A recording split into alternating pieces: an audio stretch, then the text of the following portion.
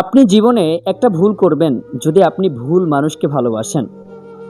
আপনি ভুল কিংবা সঠিক এটা বুঝবেন কিভাবে?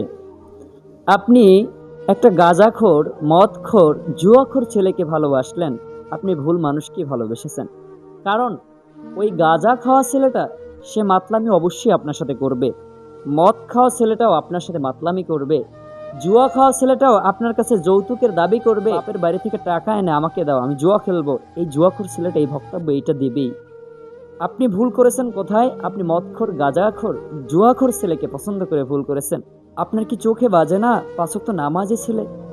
হয়তোবা সে হুজুর হোক কিংবা হুজুর না হোক, যে নামাজ রয়েছে যার ভিতরে তার ভিতরে ইসলাম রয়েছে। নামাজ, রোজা, হজ, যাকাত এইরকম যে বিধি বিধানগুলো রয়েছে, ফরজ বিধান যে মানে তার ভিতরে ইসলাম রয়েছে। আপনি ৫ ওয়াক্ত নামাজি একটা ছেলেকে বিবাহ করেন। আপনি ওইটা না কইরা আপনি মদখোর, জুয়াখোর, গাঁজারু ছেলেকে বিয়ে করলেন।